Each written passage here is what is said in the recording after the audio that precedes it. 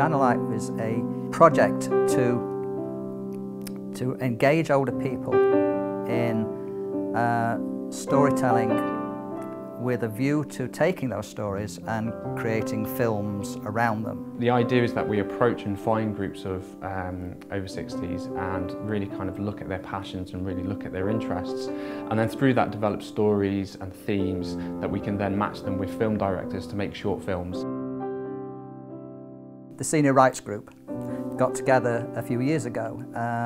We took part in a training session, a human rights training session that was run by Age UK and the British Institute of Human Rights. The aims of the group, I suppose, fairly simply, the aims of the group would be to campaign for and to raise awareness of older people's rights. Particularly older people who are, have particular vulnerabilities around their, maybe their mental health or maybe around their physical capabilities and so on. Just it's sheer chance in many ways, I suppose, but the group has stayed as mostly LGBT people.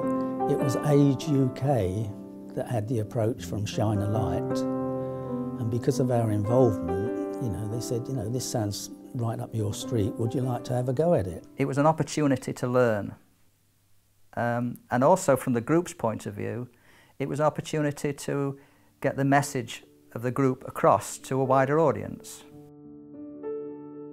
The script had been written for a different project, for a project that we were going to do on our own. The story basically is set in a care home where two elderly ladies, one who would be deemed to have less mental capacity than the other, they meet up and it turns out they had some kind of romantic involvement in their youth. Whilst we don't know really what happened to the one with mental capacity, the other one has in the meantime, as so many people in my age group and the older age group did, she'd married. Maybe she was bisexual, who knows?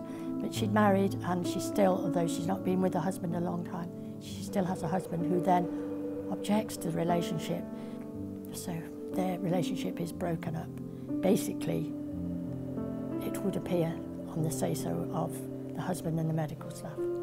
The care homes and the doctors would try to sort of walk that tightrope between sort of allowing the residents their happiness and trying to sort of please the relatives who would possibly create a fuss. Is the now the reality that counts in decisions being made, and in this case made for them, or does that invalidate, if somebody having Alzheimer's or dementia of another kind, does that invalidate their right of choice? We looked through it as a team, and it was Doug Smith who recognised that actually someone he knew, Christine Parker, would be ideal to come onto the project. She deals with a lot of LGBT issues and she has a style that would really complement the group's passions and the group's work. I was so happy to be assigned to that project because they were really nice people and I loved their ideas.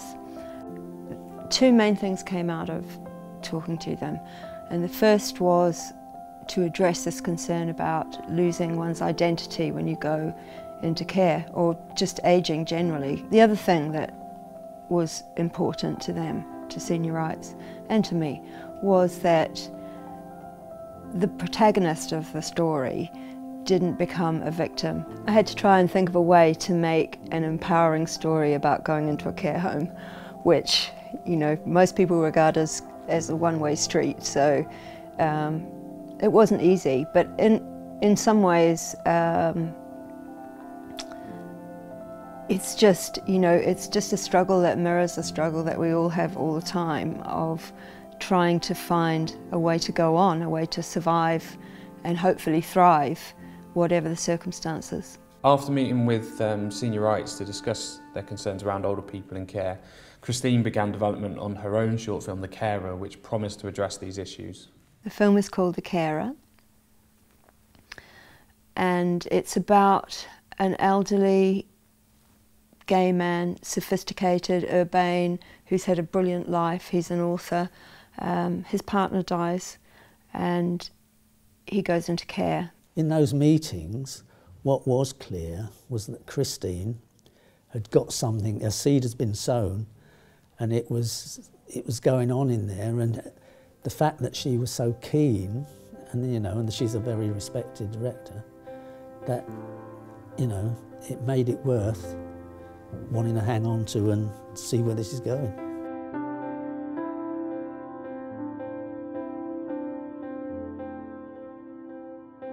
It was really great to have senior rights on set. They really brought something to the experience for all the crew as well, and it was important for us to know that what we were doing was about something and about something that people cared about, and they were good fun.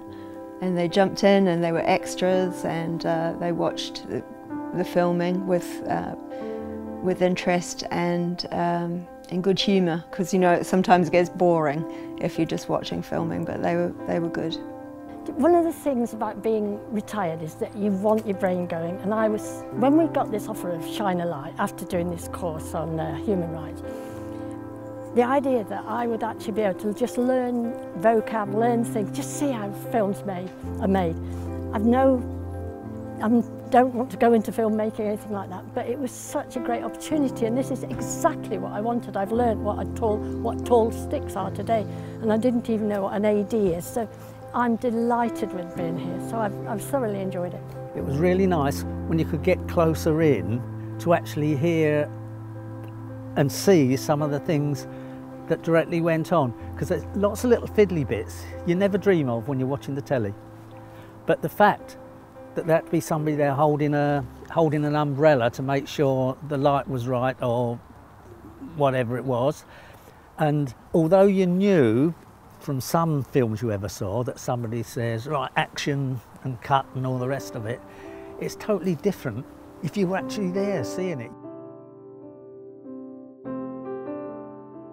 Christine also felt that the original script had merit as a stage production, and so she contacted her colleague Ava Hunt, who's now directing the stage production. Well, when I met John and I read the script, I was really interested and keen to become involved, partly because I feel that issues around gay and lesbian relationships aren't discussed very often in the older community, but also the area of the rights of people with Alzheimer's and dementia in residential homes and nursing homes, and those two aspects combined in one very powerful script based on a true story, I felt was something really important that, you know, I was very keen to become involved in. Touching on those themes in a theatre piece or a film piece is terribly important, because we're talking about a liberal society where we're having gay marriage and all of that sort of stuff, and yet we've still got those issues going on. The moment anybody is over 60,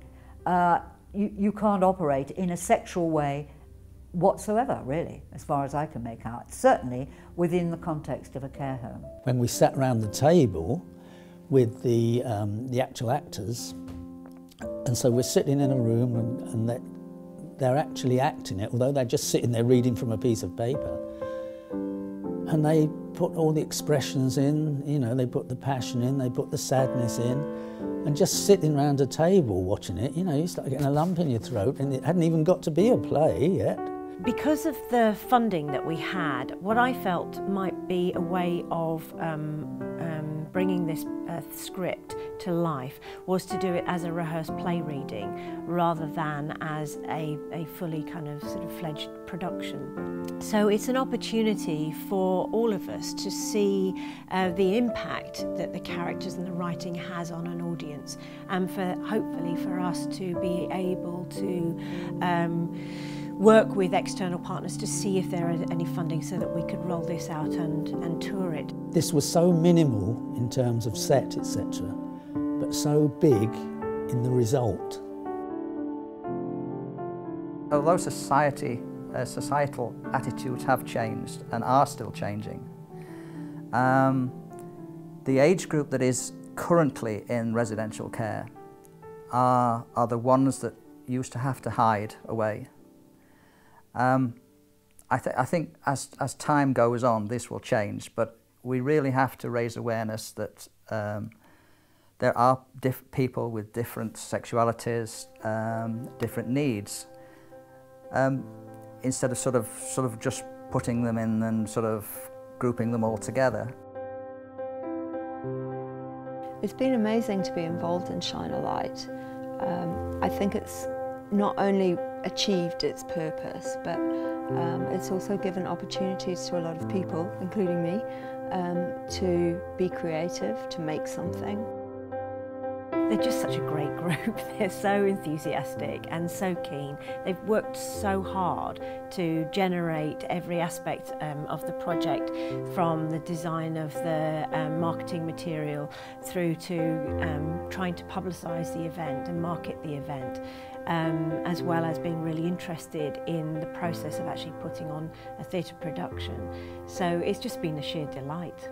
They've been straight from the offset willing to learn, willing to adapt, willing to take on the advice from myself, from the producers, from the director of their film and from the director of their stage production. The message that can be reached through those two routes is beyond anything we could have done by producing our own little film or our own little play, because we couldn't have done it. The whole thing about being involved, about being asked to do it, about being offered to go on, you know, I've been on the editing, you know, one of the editing courses, and all that wouldn't have had it if we hadn't had this, you know, this particular project. When we started this off, hopefully we were going to get a film, and then we got a play, and then we got a documentary made about us, and I so smiled about that. I hope the film is seen and touches somebody's heart, one person's heart, to understand something they didn't understand before. I'd like people to leave the film and the play with an awareness of the issues both of the play and film sort of raise. It's still a taboo subject in a lot of care situations. I'd like it not to be.